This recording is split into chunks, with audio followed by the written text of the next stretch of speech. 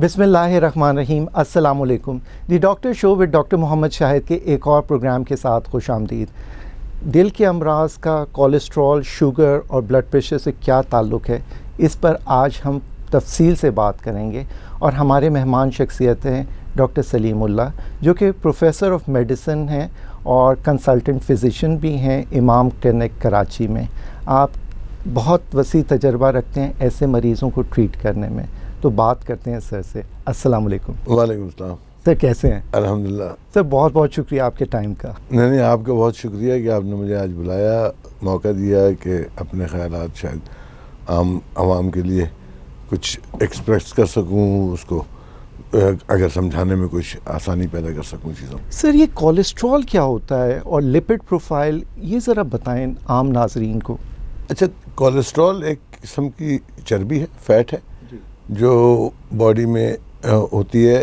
اس کے بہت سارے اچھے فنکشنز بھی ہیں، جسم کے اندر بہت ضروری بھی ہے اس کا استعمال مختلف انزائمز کے، بلکہ ایون ہر سیل کے اسٹرکچر کے بننے میں کولیسٹرول کا ہونا بہت ضروری ہے. اس کی کئی قسمیں ہیں. اس میں ایک ایل ڈی ایل کولیسٹرول ہوتا ہے، ایک ایچ ڈی ایل کولیسٹرول ہوتا ہے. اس کے علاوہ بھی اور ٹائپ کے آپ کی فیٹس ہوتی ہیں باڈی کے اندر، لائک ٹرائگلیسرائڈ. اس کے علاوہ وی ایل ڈی ایل وغیرہ. تو ڈفرینٹ ٹائپس آف کولیسٹرول بھی ہیں. صحیح. تو یہ بیڈ کولیسٹرول اور گڈ کولیسٹرول میں فرق بتائیں سر. اچھا، یہ ایل ڈی ایل کولیسٹرول جو ہے اس کو بیڈ کولیسٹرول کہا جاتا ہے، اور ایچ ڈی ایل کولیسٹرول جو ہے اس کو گڈ کولیسٹرول کہا جاتا ہے. ٹھیک ہے. ایل ڈی ایل کولیسٹرول کو بیڈ کولیسٹرول کہنے کی بنیادی وجہ یہ ہے کہ اس کا زیادہ ہونا جو ہے خون کی نالیوں کی بیماری کا موجب بنتا ہے. اس میں دل کی بیماریاں بھی شامل ہیں، فالج ہونا، پیر کی شریانوں کے اندر جو ہے بلاکیج آنا. یہ تمام بیماریاں جو ہے وہ ہائی ایل ڈی ایل کی وجہ سے ہوتی ہیں.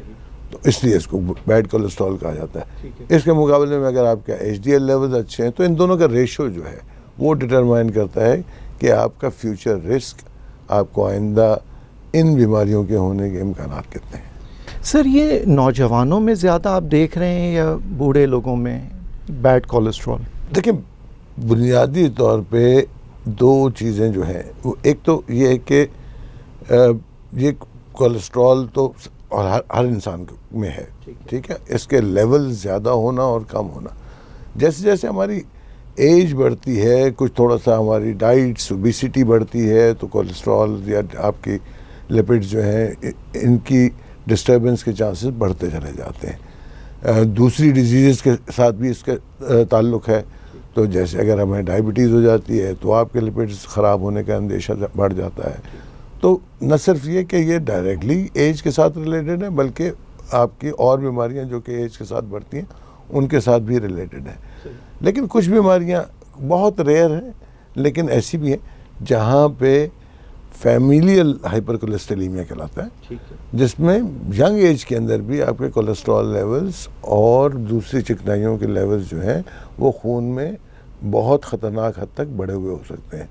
تو عام طور پہ تو یہ ینگ ایج میں نہیں دیکھا جاتا، لیکن جس طرح کی لائف اسٹائل چینجز ہو رہی ہیں بتدریج ہم ینگر ایج پاپولیشن کے اندر بھی ڈسلیپیڈیمیاز کو زیادہ سے زیادہ دیکھ رہے ہیں. آپ نے موٹاپے کی بات کی سر. موٹاپے کی کیا وجوہات ہیں؟ پاکستان میں پہلے تو اتنا موٹاپا نہیں تھا، بہت زیادہ موٹاپا دیکھا. اوور آل صرف پاکستان کا ایشو نہیں ہے، دنیا کے اندر ایک جو اوبیسٹی جو ہے ایک میجر پرابلم ہوتا چلا جا رہا ہے. اور اس کا بنیادی ریزن جو ہے وہ دو بنیادی ریزنز ہیں. ایک لائف اسٹائل چینجز بہت زیادہ ہو گئی ہیں، ایکسرسائز کا رجحان کم ہو گیا تھا. اچھا، ویسٹ میں کسی حد تک اس چیز کو کور کر لیا گیا ہے، لوگوں میں ایکسرسائز کا رجحان بہتر ہوتا چلا جا رہا ہے. دوسرا ڈائٹ چینجز جو ہیں وہ بہت زیادہ ہیں. ڈائٹ بہت ریفائنڈ فوڈز آ گئے ہیں. پھر جو ہے نا ایٹ آؤٹس بہت ہیں، پھر مرغن کھانے اور ریڈی میڈ فوڈس وہ جو ہیں آپ کے فوڈ پانڈا جو ہے وہ جو ہے اس کی ایک بنیادی وجہ ہے کہ آپ بیٹھے ہوئے ہیں، کھانا آئے چلا جا رہا ہے اور آپ کھائے چلے جا رہے ہیں. سر یہ کولڈ ڈرنکس کا بہت زیادہ وہ یقیناً اس کا بھی بہت بڑا کنٹریبیوشن ہے. بہت ہائی کنٹینٹ کاربوہائیڈریٹ کا ہوتا ہے. اور اگین اگر آپ بہت میٹھا لے رہے ہوتے ہیں، انہوں نے باڈی میں اگر ایکسیس میں ہے تو کچھ تو اسٹور ہو پاتا ہے شوگرز کی شکل میں، کچھ اس میں سے کنورٹ ہو جاتا ہے چکنائیوں کی شکل میں، جو بہت زیادہ اگر آپ کی شوگرز اگر آپ لیتے ہیں تو وہ الٹیمیٹلی کبھی کبھی یہ بھی ہوتا ہے کہ کچھ شوگرز کی شکل میں اسٹور ہوتا ہے اور کچھ باقی چکنائیوں کی شکل میں ٹرائیگلیسرائڈز کی شکل میں اسٹور ہو جاتا ہے. ٹھیک ہے. آپ نے ٹرائیگلیسرائڈز کا بھی ذکر کیا تھا، یہ کون سے کولیسٹرول ہیں سر؟ ٹرائیگلیسرائڈ ایگزیکٹلی کولیسٹرول نہیں ہے لیکن ایک اور قسم کی چکنائی ہے.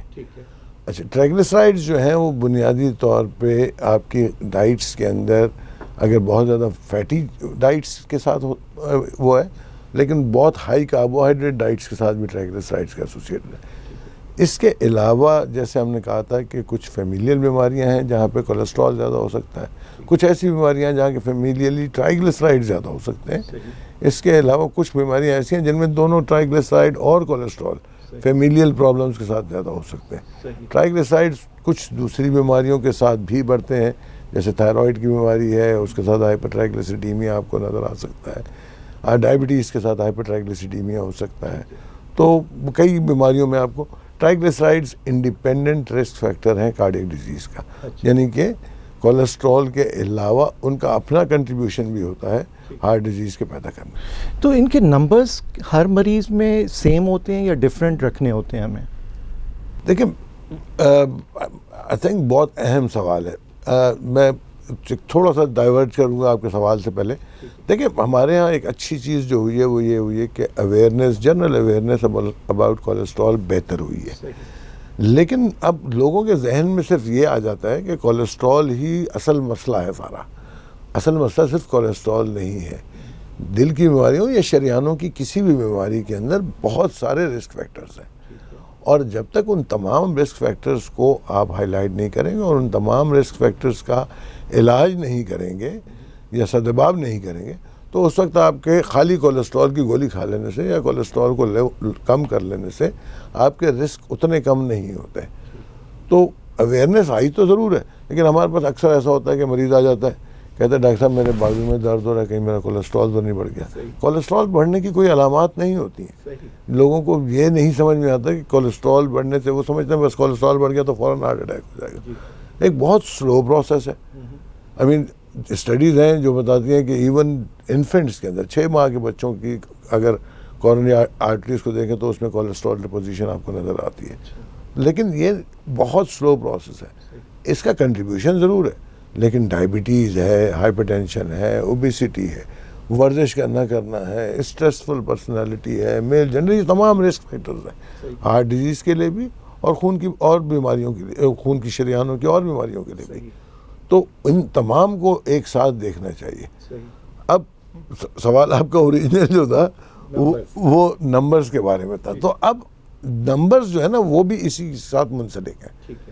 ایک عام آدمی جس کو کوئی رسک نہیں ہے اس کے نمبرز ڈفرینٹ ہوتے ہیں. ایک شخص جس کو پہلے سے ہارٹ اٹیک ہو چکا ہے یا کوئی اسٹروک ہو چکا ہے اس کے لیے نمبرز ڈفرینٹ ہوتے ہیں. کسی کو اگر ڈائبٹیز ہے اس کے لیے نمبرز ڈفرینٹ ہیں. کسی کو کڈنی ڈیزیز ہے اس کے لیے نمبر ڈفرینٹ ہے. تو آپ کو مریض کو انڈیویژول کے طور پہ لینا ہوتا ہے. ایک یہ جنرل نمبرز اکثر و بیشتر یہ بھی آپ جو آپ نے سوال پوچھا نا وہ بھی اس طرح بھی ہمارے پاس آتے ہیں کہ وہ خالی لے کے آ جاتا ہے. ایک 32 سال کا آدمی ہے جس کو کوئی اور رسک فیکٹر نہیں ہے، نہ اسموکر ہے نہ فیملی ڈیزیز ہے، اس کے 200 اپر لمٹ لکھی ہوئی ہے اور اس نے 205 آ گیا تو اس کو پریشانی ہے کہ میرا تو کولیسٹرول بڑھ گیا. تو نمبرز آر جو ہے نا ڈفرینٹ. اگر آپ کسی پیشنٹ ہے جس طرح اس کو پہلے سے اگر ہارٹ ڈیزیز ہے تو وہاں پہ نمبرز بہت زیادہ آپ کوشش آپ کی یہ ہوتی ہے کہ کولیسٹرول کو جتنا لوور کیا جا سکتا ہے اتنا لوور کیا جائے. اور ایل ڈی ایل خصوصی طور پہ آپ کی کوشش ٹارگیٹس جو ہیں آج کل ڈیفائن ہوئے ہیں بہت لو ٹارگیٹس آپ اچیو کرتے ہیں. آپ نے شوگر کا، ڈائبٹیز کا ذکر کیا اور اس کو بھی رسک فیکٹر آپ نے کہا کارڈیک ڈیزیز کا، یہ کیوں کہا سر آپ نے؟ اچھا دیکھیں سارا میٹابولزم جو ہے نا، ڈائبٹیز ایک میٹابولک ڈیزیز ہے اور سارا میٹابولزم جو ہے وہ آپ کی چیزوں کو اگر ڈسٹرب ہوتا ہے تو وہ ڈائبٹیز بذات خود ایک تو جو ایتھروسکلروسس جس کو جو خون کی شریانوں کے تنگ ہونے کا پروسیس ہے اس کو ایکسلریٹ کرتا ہے. اور دوسرا ایک باقی آپ کے میٹابولک ابنارمیلٹیز ہونے کی وجہ سے آپ کی چکنائیاں ڈسٹرب ہوتی ہیں، وہ آپ کا کنٹریبیوٹ کر رہی ہوتی ہیں. تو ملا کے وہ ہارٹ ڈیزیز کے رسک کو بہت زیادہ بڑھاتا ہے. تو سر HbA1c جو 3 مہینے کی ایوریج ہے وہ کتنی رکھنی چاہیے کہ ہارٹ ڈیزیزز سے بچا جا سکے؟ اچھا دیکھیں، ایک تھوڑا سا HbA1c کے لیے، HbA1c آپ کا گول جو ہے نا، اب اگین تھوڑا سا ایجز کے ساتھ آپ کو تھوڑا سا فلیکسیبل ہونا چاہیے. نہ صرف یہ آپ HbA1c صرف یہ نہیں، کارڈیک ڈیزیز کے حوالے سے تو آپ کا گول ڈیفینیٹلی یہ ہوگا کہ آپ کا as close to 6 as possible ہے. لیکن مسئلہ یہ ہے کہ اگر یہی ہے کہ ایلڈرلی ہے، جس 75 ایئر اولڈ ہے، ٹھیک ہے ہارٹ ڈیزیز ہے، لیکن وہاں پہ آپ HbA1c کو بہت زیادہ ٹائٹ کرنے کی کوشش نہیں کرتے، کیونکہ وہاں پہ رسک آف ہائپوگلائسیمیاز جو ہے وہ بڑھ جاتے ہیں، شوگر لو ہونے کا رسک بڑھ جاتا ہے، اور وہ بھی اپنے نقصان رکھتا ہے. سر یہ سوال کرنے کا مقصد یہ تھا کہ صرف رپورٹ نہیں، مریض کو بھی دیکھنا ہے کہ ایج کتنی ہے، کیونکہ مریض کو دیکھنا بہت ضروری ہے جیسے آپ نے بتایا. اس کے علاوہ سر آپ نے ایکسرسائز کا ذکر کیا، تو ایکسرسائز کتنی کرنی چاہیے کہ ہارٹ ڈیزیز سے بچا جا سکے؟ ریکمینڈڈ ایکسرسائز جو ہے وہ 25 منٹ کی واک ہے at least 5 days a week. تو 25 سے 30 منٹ کی واک 5 دن کم از کم ضرور، لیکن کوئی لمٹ نہیں ہے. آپ جتنا زیادہ ایکسرسائز کرتے ہیں اس کے اندر ڈس ایڈوانٹیج کوئی بھی نہیں ہے. لیکن ایکسرسائز کرنے کے ایڈوانٹیج، اب اکثر و بیشتر ہم لوگوں سے بات کرتے ہیں، وہ کہتے ہیں جی سارا دن کام کرتے رہتے ہیں، ادھر ادھر یہ کرتے، تو وہ اس کو ایکسرسائز نہیں تصور کیا جا سکتا. آپ کے کام کے دوران آپ اٹھ کے چند قدم چل لیے. ایکسرسائز کا مطلب ہے کہ آپ اپنے ہارٹ کو کسی حد تک اسٹریس میں لائیں. اس سے آپ کی خون کی نئی شریانیں خود بخود بن رہی ہوتی ہیں. آپ جب ہارٹ کو فنکشن کرواتے ہیں تو دل اپنی کیپیسٹی پہ جب کام کرتا ہے تو بلڈ فلو اس کے اندر، دل کو نہ صرف یہ کہ پوری جسم کا بلڈ فلو بڑھتا ہے، بلکہ دل کا اپنا بلڈ فلو بڑھ رہا ہوتا ہے. دل کے اندر کے خون کی اپنی نالیاں جو ہے ان کا بلڈ فلو بڑھ رہا ہوتا ہے. تو اگر کہیں پہ وہ ہیں بھی تو نیو ویسلز جو ہیں، نئی نالیاں جو ہیں وہ بن رہی ہوتی ہیں.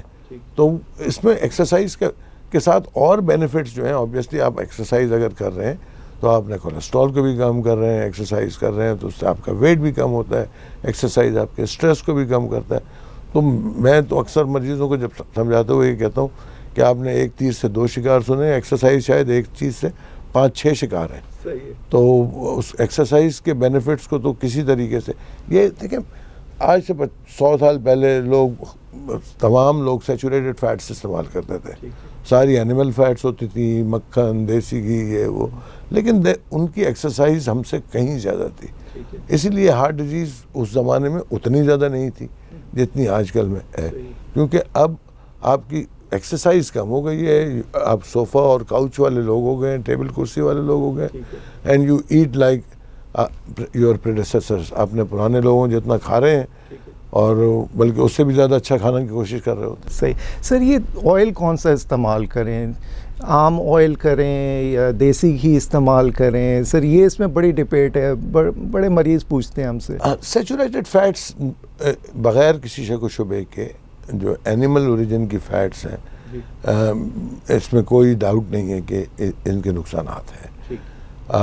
ایک لمیٹڈ اماؤنٹس کے اندر میں بھی، لیکن جو آئلز زیادہ اچھا پرابیبلی کنولا، اولیو آئل، یا جو آپ کے انسیچوریٹڈ فیٹس ہیں جو کہ بیسکلی آپ کے یہاں جو کہ پلانٹ اوریجن کی فیٹس ہیں، وہ زیادہ ڈیفینیٹلی سیف ہیں.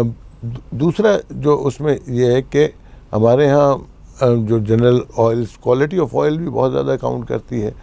تو فیٹس کا استعمال اوور آل کم ہونا چاہیے. Fish oils are good, fish oil ہونے، اور خاص طور پہ فیٹی فش جو ہے، بہت سارے لوگ یعنی ڈائٹ سے اگر آپ اپنی کولیسٹرول وغیرہ کو کم کرنا چاہتے ہیں تو فیٹی فش اچھی ہوتی ہیں، تو فش آئلز بہتر ہیں. سر یہ بلڈ پریشر کیا ہوتا ہے اور اس کو سائلنٹ کلر کیوں کہتے ہیں؟ یہ عام ناظرین پوچھتے ہیں کہ جی پتہ ہی نہیں چلتا، اور بلڈ پریشر ہمیں تو پتہ ہی نہیں ہے، لیکن 190 رہتا ہے، یہ تو اتنا رہتا ہی ہے. نہیں، اکثر و بیشتر تو یہ کہتے ہیں کہ جی ہم جب محسوس ہوتا ہے ہم چیک کروا لیتے ہیں، جیسے کہ ان کے اندر کوئی انسٹرومنٹ لگا ہوا ہو. لیکن مسئلہ یہ ہوتا ہے کہ دیکھیں 2 چیزیں جو میری اپنی ذاتی آبزرویشن ہے. ایک تو یہ ہے کہ جنرلی اگر کسی کے سر میں درد ہے یا کوئی اچھا فیل نہیں کر رہا تو وہ جاتا ہے اپنا بلڈ پریشر کرواتا ہے، چیک کرواتا ہے، وہ بڑا ہوا آتا ہے، اور اکثر و بیشتر وہ اس کو کوریلیٹ کرتے ہیں. تو تو اس میں کاز اور ایفیکٹ کا جھگڑا ہے. کبھی کبھی یہ ہوتا ہے کہ ان کو وجہ بلڈ پریشر نہیں ہوتی اور درد ہو رہا ہوتا ہے, اور اکثر و بیشتر ان کا بلڈ پریشر بڑا ہوتا ہے اور ان کو کوئی سمٹم نہیں ہوتا اور بڑی خاموشی سے وہ خوشحال بیٹھے ہوئے ہوتے ہیں. تو ضروری نہیں ہے, آپ جب اچھا فیل کر رہے ہیں اس وقت کا بلڈ پریشر زیادہ اہم ہے. وہ آپ کے صحیح انڈیکیٹر ہے کہ آپ کا نارملی بلڈ پریشر کیسا رہتا ہے. جب آپ کے سر میں درد ہے یا آپ اریٹیبل ہیں یا ڈپریسڈ ہیں, اس وقت آپ اپنا بلڈ پریشر کروائیں گے تو سب کا ہی بلڈ پریشر تھوڑا بہت بڑا ہوا آئے گا. تو ضروری نہیں ہے کہ وہ سر کا درد جو ہے اس بلڈ پریشر سے ریلیٹڈ ہو, لیکن اچھا یہ ہے کہ آپ ریگولرلی اپنے بلڈ پریشر کو مانیٹر اگر کرتے ہیں, خصوصی طور پہ اگر آپ کی فیملی کے اندر بلڈ پریشر کی ہسٹری ہے, آپ 40 سال سے زیادہ کی عمر کے ہیں, اس صورت میں آپ کو اپنا بلڈ پریشر ریگولرلی مانیٹر کرنا چاہیے. مہینے میں 1 دفعہ کروائیں, لیکن ڈفرینٹ ٹائمز میں کروائیں اور ریسٹ کی حالت میں کروائیں. اور اگر کنسسٹنٹلی بڑھا ہوا آ رہا ہے تو زیادہ فریکوینٹلی چیک کروائیں, تاکہ یہ طے کیا جا سکے کہ اکثر بڑھا ہوا رہتا ہے تو اس صورت میں دوا لینے کی ضرورت ہے. تو بلڈ پریشر وہ جو کا زیادہ ہونا جو ہے اوبویسلی ایک رسک فیکٹر ہے. سائلنٹ کلر کہنے کی بنیادی وجہ یہ ہوتی ہے کہ عموماً جو عام طور پہ لوگوں کی سمجھ میں بات نہیں آتی ہے کہ بلڈ پریشر کوئی سمٹمز نہیں رکھتا. عام طور پہ لوگوں کا مسکنسیپشن ہے کہ بلڈ پریشر سے مجھے یہ علامات ہوتی ہیں, مجھے چکر آتے ہیں. اکثر لوگوں کا خیال یہ ہے ڈاکٹر صاحب اس کا ذرا بلڈ پریشر چیک کریں, اس کو غصہ بہت آتا ہے کہ ان کا خیال ہے کہ بلڈ پریشر بڑا ہوا ہو تو غصہ زیادہ آتا ہے. تو علامات نہیں ہوتی, اور چونکہ علامات نہیں ہوتی وہ خاموشی سے اپنی ڈیمیج کر رہا ہوتا ہے. تو وہ ایک طرح کی دیمک آپ سمجھ لیجئے کہ جو اندر سے خرابی پیدا کر رہی ہے بغیر ظاہر ہونے کے, اور وہ ایک دم سے پھر آپ کو بلڈ پریشر بڑا ہونے کی وجہ سے کبھی گردوں کی خراب ہونے کی صورت میں اطلاع ملتی ہے, کبھی فالج ہونے کی صورت میں اطلاع ملتی ہے, یا کبھی ہارٹ اٹیک ہونے کی صورت میں اطلاع ملتی ہے کہ پتہ چلتا ہے کہ بلڈ پریشر کافی عرصے سے بڑا ہوا تھا. بہت سارے مریض کہتے ہیں ڈاکٹر صاحب کچھ کر لیں, دوائی شروع کرنے سے پہلے کچھ رک جاتے ہیں, اگلی بار دیکھ لیتے ہیں. تو کون سے نمبرز ہیں جس پہ دوائی شروع کی جائے؟ اچھا دیکھیں, میں بھی اس چیز کا قائل ہوں کہ اوبیسلی میں اکثر و بیشتر دیکھتا بھی ہوں کہ ایک ریڈنگ کسی کے پاس آ گئی, اس نے دوا شروع کر دی. میں خود بھی اس بات کا قائل ہوں کہ نہیں, پہلے تو یہ طے کرنا بہت ضروری ہے کہ بلڈ پریشر واقعی ہے یا صرف اس انسٹنس میں. میرے کلینک میں کوئی آتا ہے, ڈاکٹر کے پاس آنے سے گھبراتا ہے, اس کا بلڈ پریشر بڑا ہوا ہے اور وہ بڑا ہوا آ رہا ہے, تو اس کو دوا شروع کرنا تو اللاجیکل بات لگے گی. تو پہلے تو یہ طے ہونا ضروری ہوتا ہے کہ بلڈ پریشر مسلسل یا اکثر بڑا ہوا رہتا ہے.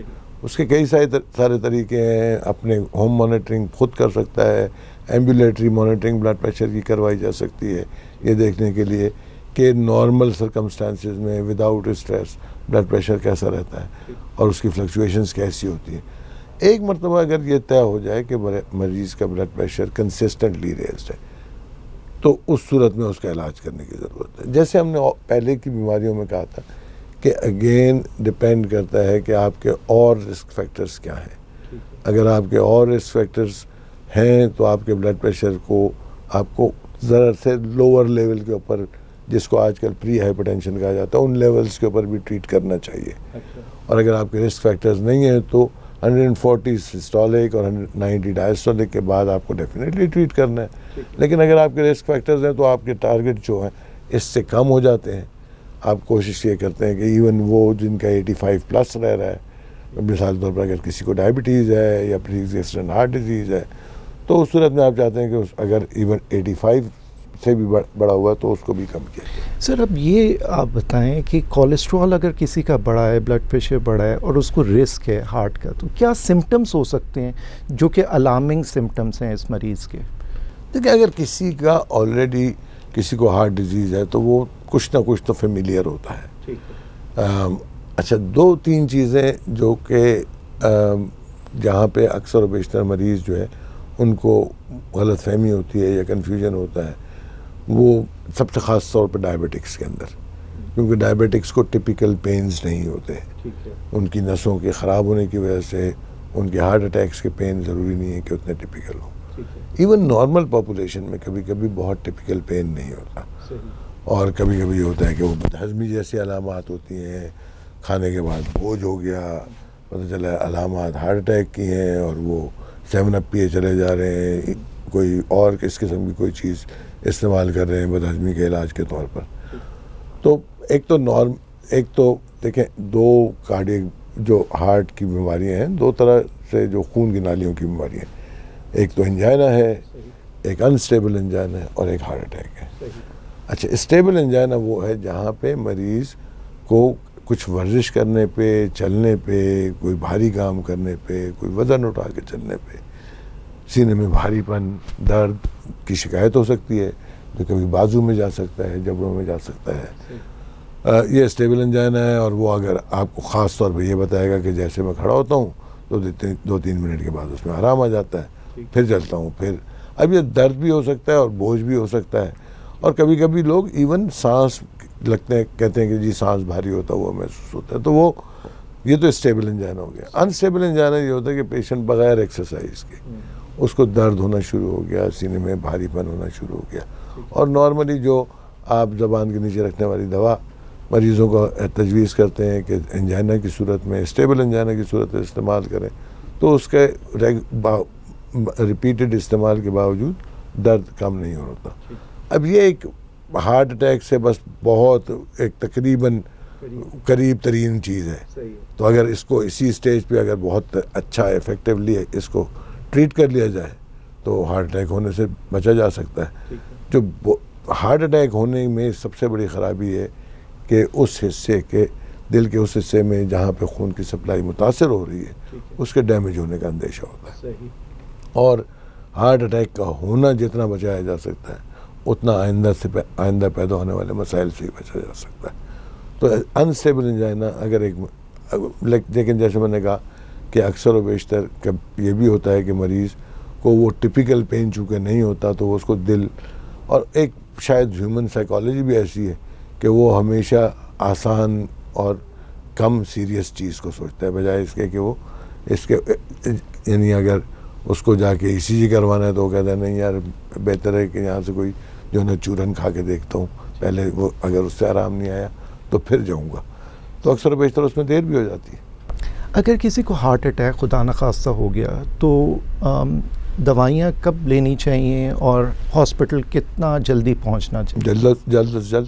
ٹھیک ہے. ہاسپٹل تو فوراً پہنچنا چاہیے. سب سے پہلا کام اگر کسی کو اندیشہ ہے کہ اس کو دل کا ایشو ہے تو دیر از نیور اے ہارم کہ آپ کو ایک ایسپرین تو لیں, تاکہ اس پروسیس کو جو کہ اندر ڈیمیج کر رہا ہے اس کو کسی حد تک تو کنٹرول کیا جا سکے. اگلی چیز جو ہے وہ آپ جلد سے جلد جو ہے ہاسپٹل پہنچیں. ہاسپٹل جلدی جانے میں جو سب سے بڑا فائدہ ہے کہ ابھی ڈیمیج کا پروسیس پورا نہیں ہوا. اگر فوری طور پہ پرائمری انٹرونشن ہو جاتی ہے تو دل کو ڈیمیج ہونے سے بچایا جا سکتا ہے. تو باوجود اس کے کہ آپ کو اٹیک ہوا ہو لیکن اگر دل کا وہ حصہ مردہ ہونے سے روکا جائے تو دل کا فنکشن جو ہے وہ آئندہ متاثر نہیں ہوگا. سر ہارٹ اٹیک کے بعد دوائیوں کا کیا رول ہوتا ہے؟ بلڈ پریشر, کولیسٹرول, شوگر کی دوائیوں کا. اچھا دیکھیں جو کانسیپٹ ہے, اب جب ہم نے پہلے کولیسٹرول کے بارے میں بات کی, بلڈ پریشر کے بارے میں بات کی, ڈائبٹیز کے بارے میں بات کی, پرائمری پریونشن اور سیکنڈری پریونشن, یہ ایک ٹرم جو ٹیکنیکل سی ٹرم ہے پہلے میں وہ ایکسپلین کر دیتا ہوں اور پھر شاید دوا کو سمجھنا لوگوں کے لیے آسان ہو. پرائمری پریونشن وہاں پہ کہا جاتا ہے جہاں پہ کسی مریض کو کوئی بیماری نہ ہوئی ہو, یعنی اس کو کبھی فالج نہیں ہوا, کبھی اس کو ہارٹ اٹیک نہیں ہوا یا کوئی شریانوں کی اور بیماری نہیں ہوئی, لیکن اس کے رسک فیکٹرز ہیں تو وہ پرائمری پریونشن کے لیے دوائیں لیتا ہے. سیکنڈری پریونشن وہاں پہ کہا جاتا ہے جہاں پہ مریض کو پہلے اس قسم کا کوئی ایونٹ ہو چکا ہے, یا اسٹروک ہو چکا ہے, فالج ہو چکا ہے, یا کوئی ہارٹ اٹیک ہو چکا ہے, یا کوئی خون کی نالیوں کی اور بیماری ہو چکی ہے اس مریض کو. تو ان دونوں کی کیٹیگریز کے اندر دواؤں کے اندر تھوڑا سا فرق, اور ٹریٹمنٹ لیولز کے یا ٹریٹمنٹ گولز جن کو ہم کہتے ہیں ان کے اندر بھی فرق ہے. تو یہ بہت ضروری ہے سمجھنا. جہاں تک پرائمری پریونشن والوں کے تعلق ہے وہاں پہ اوبیسلی کچھ چیزیں ایسی ہیں جہاں پہ بہت زیادہ اہم ہو جاتا ہے پرائمری پریونشن کا کرنا. فار ایگزامپل وہ لوگ جو کہ ڈائبیٹکس ہیں جن کو ایونٹ نہیں ہوا, وہاں پہ پرائمری پریونشن بہت امپورٹنٹ ہے. وہ لوگ جن کی فیملی کے اندر ہارٹ ڈیزیز کی بہت اسٹرانگ ہسٹری ہے, خاص طور پہ ینگ ایج کے اندر ہارٹ اٹیکس کی ہسٹری ہے، وہ لوگ جن کے یہاں فیملی میں سڈن ڈیتھس کی ہسٹری ہے، عموماً سڈن ڈیتھس کارڈیک ریلیٹڈ ہی ہوتی ہیں، تو وہاں پہ بہت ضروری ہے. وہ لوگ جن کو کسی قسم کی کڈنی ڈیزیز ہے، ان تمام رسکوں لوگوں کو رسک ایتھروسکلروسس کا، خون کی نالیوں کی بیماریاں ہونے کا بہت زیادہ ہے عام پاپولیشن سے. ایک اور اہم ایریا آئی تھنک جو کہ میرے خیال میں ہم نے اب تک جس کو ڈسکس نہیں کیا وہ تمباکو کا استعمال. ہمارے کلچر میں تمباکو کا استعمال بہت زیادہ ہے. اسموکنگ والا تمباکو، چیوبل تمباکو جو ہے اس سے بھی زیادہ بڑھتا چلا جا رہا ہے، تو وہ بھی ایک ایڈیڈ رسک فیکٹر ہے. تو جن لوگوں کو میں یہاں پہ ہیں جہاں پہ فیملیل پرابلمس ہیں وہاں پہ پرائمری پریونشن کا رول بہت زیادہ ہے. سیکنڈری پریونشن میں یہ رول کہیں گنا زیادہ ہے. اچھا. کیونکہ یہاں پہ آلریڈی پروون ہے کہ آپ کے خون کی نالیاں خراب ہو رہی ہیں، اور اگر آپ ان کو خراب ہونے سے نہیں روکیں گے یا اس کو آپ مزید خراب ہو رہے ہیں تو مزید ایونٹس، تو ہر ہونے والا اٹیک مزید ڈیمیج کر کے جائے گا، ہر ہونے والا فالج مزید ڈیمیج کر کے جائے گا.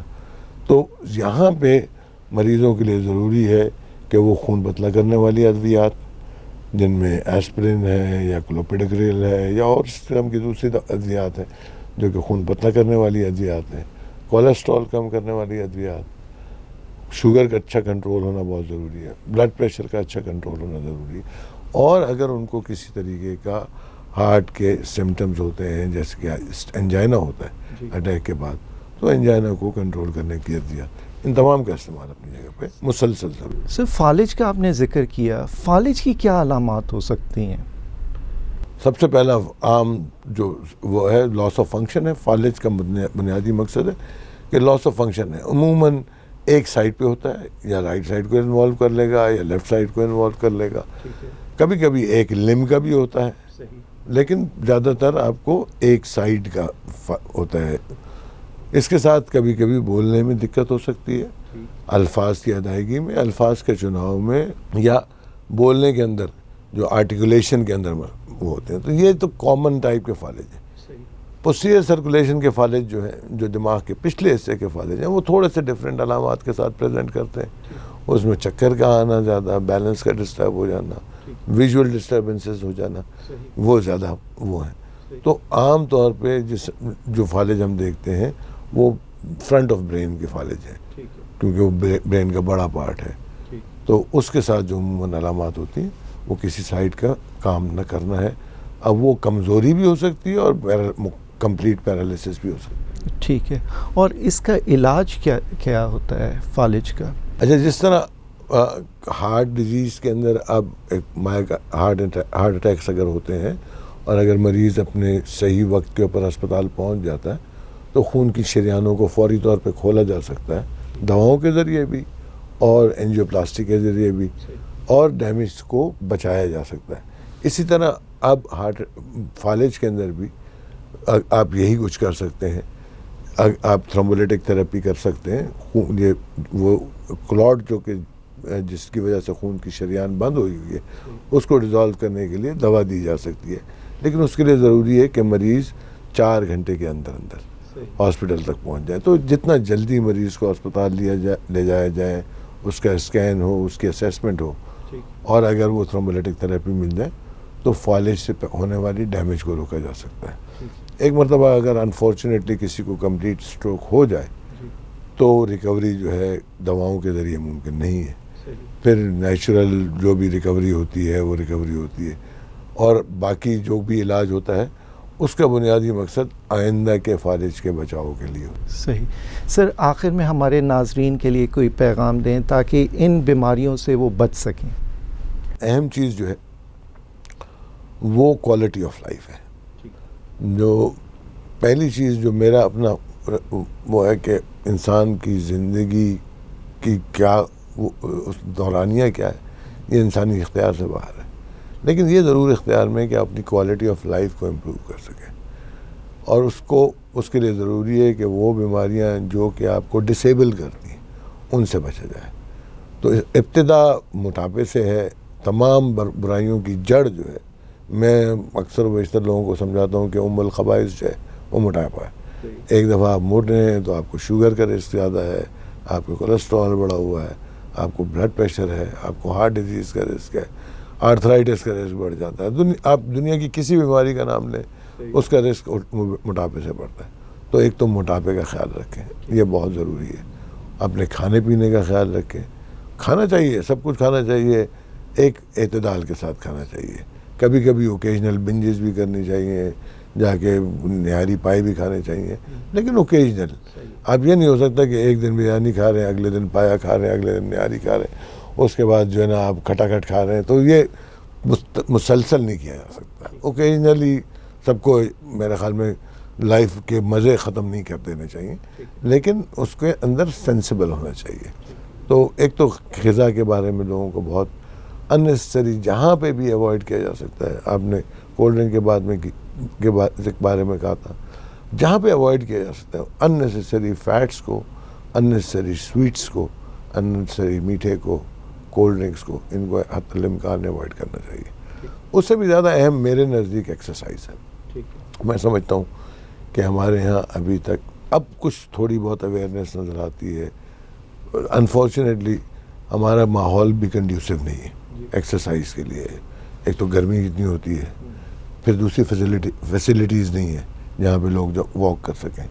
اب کچھ علاقوں کے اندر نظر آتا ہے آپ کو کہ کچھ پارکس ہیں جو ان کے اندر جاگنگ ٹریکس بھی بن گئے ہیں, لیکن سیکیورٹی ایک بہت بڑا کنسرن ہے. میجورٹی کو اگر بات کی جائے کہ جی آپ واک کر رہے ہیں, کہنے ڈاکٹر صاحب لٹ گئے تھے, پچھلی دفعہ بھی کیا تھا تو لٹ گئے تھے, تو انڈرسٹینڈیبل ہے. لیکن آئی تھنک کہ پھر بھی کسی نہ کسی طریقے سے میں تو لوگوں کو کہتا ہوں کہ آپ نہیں کریں, باہر نہیں جائیں, گھر کے اندر کریں. جو بھی چھوٹا سا ایریا ہے اس کے اندر کیجیے ضرور. ایک اور بڑے ایشو ہوتا ہے, کہتے ہیں چوتھی منزل پہ چڑھ سے اتر کے آنا جو ہے نا ایکسرسائز کیسے کون کرنے جائے. لیکن آئی تھنک کہ کچھ بھی ہو, کسی نہ کسی شکل کے اندر ایکسرسائز کو اپنے ریگولر روٹین کے اندر شامل کرنا میرے خیال میں سب سے اہم چیز ہے. اور جتنا آپ اپنی صحت کا خیال کریں گے, آپ اپنے فیوچر مسائل سے بچیں گے, اور خصوصی طور پہ ان بیماریوں سے بچیں گے جو کسی نہ کسی طرح آپ کو فزیکلی یا مینٹلی ڈسیبل کر دیں. تو میرے خیال میں اپنی صحت کا خیال رکھنا بہت ضروری ہے. سر بہت بہت شکریہ آپ کا ہمارے پروگرام میں آنے. بہت شکریہ, آپ کا بھی بہت بہت شکریہ. ناظرین, جیسے پروفیسر ڈاکٹر سلیم اللہ نے بتایا کہ غذا کا خیال رکھیں, واک, ڈائٹ اور ایکسرسائز کو اپنی زندگی کا حصہ بنائیں تاکہ کرونک بیماریوں سے بچا جا سکے. نیکسٹ پروگرام تک کے لیے اللہ حافظ.